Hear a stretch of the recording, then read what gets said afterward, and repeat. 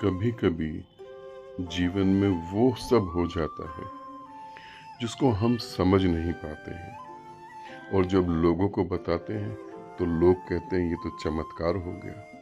हम भी समझते हैं ये चमत्कार हो गया, पर ये सच्चाई नहीं है, ये चमत्कार नहीं, ये श्रद्धा है जो आपकी आत्मा से उठती है। और जब श्रद्धा उठती है तो ब्रह्मांड चमत्कार करता है। तो ब्रह्मांड आपके लिए मार्ग खोलता है, ब्रह्मांड आपकी जरूरतें पूरी करता है। ये श्रद्धा की वजह से होता है, जो सीधे सीधे आपके हृदय से उठती है।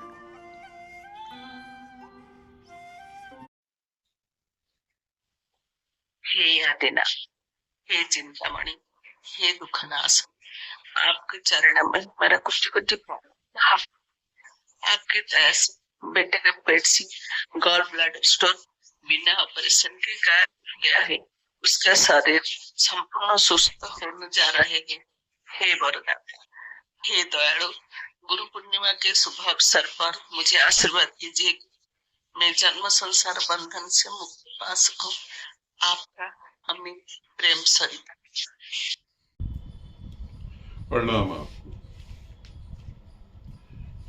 क्या चमत्कार होते हैं? मैं कहूंगा चमत्कार नहीं होते। फिर इन सादिका ने कैसे कहा कि उनके बेटे का गोल ब्लैडर से पथरी अपने आप रिमूव हो गई? ये कैसे संभव है? पथरी है तो सर्जरी तो होगी, सर्जरी नहीं तो कुछ और होगा। फिर ये कैसे हो गया? क्या ये चमत्कार नहीं है? मेरे प्यारे दोस्तों, इसे आप अच्छे से समझो। जब आप बहुत ज्यादा श्रद्धा में होते हो, बहुत ज्यादा प्रेम में होते हो, तब आपकी ऊर्जा एक अलग ही दिशा में गति करती है। आप पहले इसको अच्छे से समझ लें। आप एक ऊर्जा है, आप एक एनर्जी है, आप ठोस रूप है एनर्जी का। आपकी फिजिकल बॉडी एक एनर्जी का ठोस रूप है, एक पदार्थ है। एक दिन ये पदार्थ कन्वर्ट हो जाएगा और ऊर्जा ऊर्जा में चली जाएगी और ये मिट्टी में मिल जाएगा। अगर हमारे अंदर श्रद्धा और प्रेम है गुरु के प्रति, परमात्मा के प्रति, और इतना डीप श्रद्धा में है, और इन साधिका से मैं मिला हूं, कई बार मिला हूं, 7 दिन तो ये मेरे यहीं पर रही, मेरे साथ घर पे मैं मिला हूं अच्छे तरीके से। इनमें बहुत श्रद्धा और बहुत प्रेम है। उस कारण से ऊर्जा अलग तरीके से गति करती है, और जो आपको चमत्कार लगता है वो सहज घट जाता है। जीसस ने अपने वचनों में कहा था कि अगर तुम्हारे अंदर श्रद्धा है तो पहाड़ भी तुम्हें रास्ता दे देंगे। बात बिल्कुल ठीक है, मगर श्रद्धा तो पूरी पृथ्वी पे सभी लोग करते हैं। नहीं, श्रद्धा के साथ ध्यान साधना भी जरूरी है। खाली श्रद्धा काम नहीं करती। और श्रद्धा, आपकी श्रद्धा ऐसे भी हो सकती है, चलो गुरुदेव के पास चलते हैं, हमारी ये इच्छा पूरी हो जाएगी। ये साधिका ऐसे नहीं आई थी कि चलो मेरी इच्छा पूरी हो जाएगी। ये साधिका ध्यान और समाधि में डूबने के लिए आई थी कि मैं परमात्मा से एक हो जाऊंगी। अब इस रहस्य को अच्छे से समझ लो। जो परमात्मा से एक होने की तरफ चलता है, परमात्मा उसकी सारी समस्याओं को खत्म कर देता है, सारी समस्याओं। यहां 2 जनों का एग्जाम्पल दे रहा हूं, दोबारा से समझा रहा हूं। जो परमात्मा की तरफ चलता है कि परमात्मा से मुझे एक होना है, मैं परमात्मा के साथ एक होना चाहता हूं, और मेरी इतनी सारी समस्याएं हैं, परमात्मा उसकी सारी समस्याएं खत्म कर देता है। मगर सच में उसके अंदर ये प्यास और श्रद्धा होनी चाहिए, और चलने की हिम्मत होनी चाहिए, और वो चले भी तो। क्योंकि परमात्मा की आंख में हम धूल तो नहीं झोंक सकते, गुरु की आंख में धूल तो नहीं झोंक सकते। उन्हें दिखता है कि कहां तुम चल रहे हो, तुम सिर्फ बात कर रहे हो, चल नहीं रहे हो। और एक आदमी ये कहता है कि मेरी ये जरूरत पूरी हो जाए तब मैं चलूंगा। ये आदमी जो ये आदमी कहता है कि मेरी ये जरूरत पूरी हो जाए फिर मैं चलूंगा, ये आदमी कभी भी सुखी नहीं हो सकता, ये सदा दुखी रहेगा। क्यों? क्या ये साधना नहीं कर रहा? ये भिखारी है, ये साधक नहीं। ये भीख मांग रहा है, ये कह रहा है ये जरूरत पूरी कर दो फिर मैं आगे देखूंगा। जब आदमी ये कहता है कि ये जरूरत पूरी कर दो मैं आगे देखूंगा, तो वो जरूरत पूरे होने के बाद 1000 जरूरतें और खड़ी हो जाती। ये भिखारीपन से कभी मुक्त नहीं हो पाएगा, और भिखारी कभी सुखी नहीं होता। आपने देखा होगा कई भिखारी मर जाते हैं, लाखों रुपए उनके पास होता है, मगर होते तो भिखारी ही है ना। ऐसी सड़क पे भीख मांगने वाला भी मर जाता है, उसके पास लाखों रुपए होता है। ऐसे ही बंगलों में रहने वाला भी आदमी मर जाता है, वो भी भिखारी ही होता है, उसके पास भी करोड़ों रुपए होते हैं, मगर भीख मांगने की आदत नहीं चाहती। भिखारी कभी नहीं सुखी हो सकता। मेरे बच्चे के साथ ये हो जाए, मेरे पति के साथ ये हो जाए, मेरा ये बिजनेस चल जाए, मेरा ये हो जाए, मेरा वो हो जाए, वो कभी सुखी नहीं, वो भीख मांगता ही रहता है। मगर एक व्यक्ति कहता नहीं मुझे परमात्मा ही चाहिए, तब परमात्मा उसकी तरफ हाथ बढ़ाता और सारी समस्याएं खत्म हो जाती। आज तक इस पृथ्वी पर जिसने परमात्मा की तरफ कदम बढ़ा दिया वो कभी दुखी नहीं हो सकता। जो परमात्मा की तरफ कदम बढ़ाने की सोच रहे हैं उनकी बात नहीं कर रहा।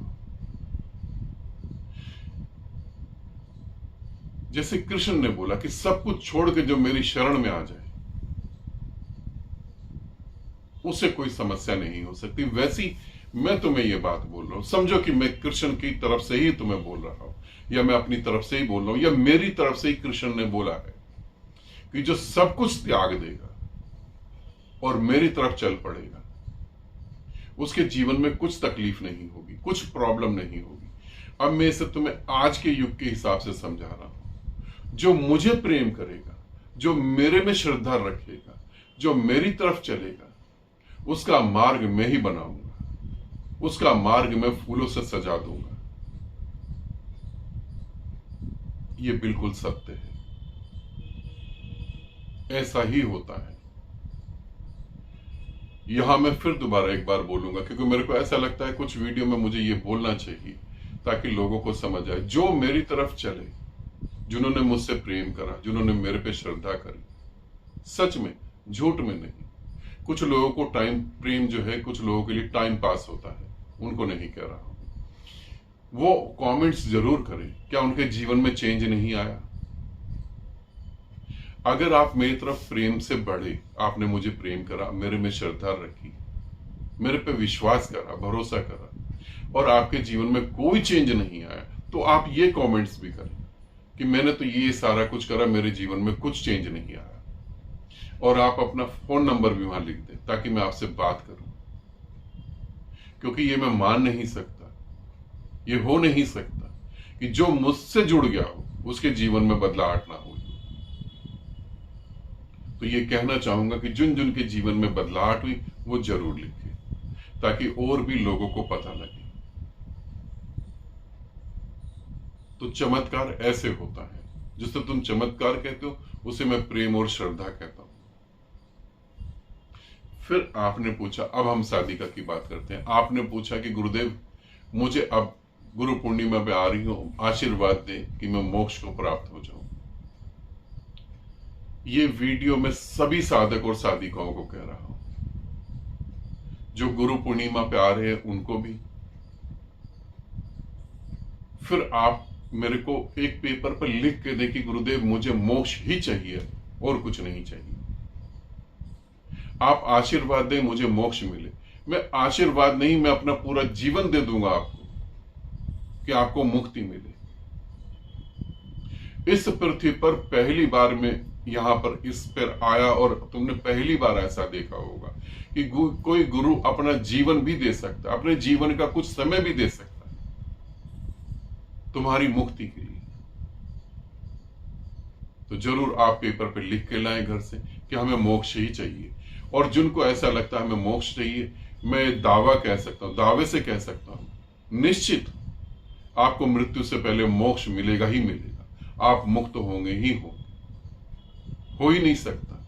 अब जो लोग शिविर में नहीं आ रहे, जो मेरे सन्यासी हैं, सन्यासन है, उनके पास तो मेरा नंबर होगा ही।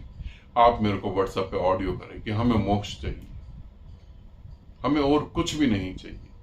ध्यान रखना, हमें और कुछ भी नहीं चाहिए, हमें सिर्फ मोक्ष चाहिए। बेटे की नौकरी लग जाए, इसका ये हो जाए, उसका वो हो जाए, ये सब नहीं, हमें सिर्फ मोक्ष चाहिए। और फिर मैं आपके साथ काम करता हूं, और आप देखें, ज्यादा बहुत बड़ी बात नहीं, साल 2 साल के अंदर सब खत्म हो जाएगा। साल 2 साल के अंदर आप खुद ही कहेंगे कि हमें जो चाहिए था वो मिल गया। अब कुछ लोग कहेंगे हम तो 4 साल से जुड़े। अब 4 साल से आप जुड़े हैं, आपको मोक्ष चाहिए ऐसा नहीं था। आपको नौकरी चाहिए, आपको पैसा चाहिए, आपके भाई को कहीं जाना है, आपकी बहन की शादी हो जानी चाहिए, आपके बच्चे का ये होना चाहिए। आपको मोक्ष नहीं चाहिए था, इसलिए आप 4-5 साल से जुड़े और कुछ भी नहीं हो पा रहा है। ये भी समझ लें, साधना में धीरे धीरे गति हो रही है, धीरे धीरे गति होगी। जब आपको इतनी चीजें चाहिए तो धीरे धीरे गति होगी। जब सिर्फ मोक्ष चाहिए तो फिर पूरे प्राण उस तरफ लग जाएंगे और वो पूरा हो जाएगा। ठीक है, आनंदित रहें, सदा खुश रहें। बहुत बहुत प्रेम आप सभी को।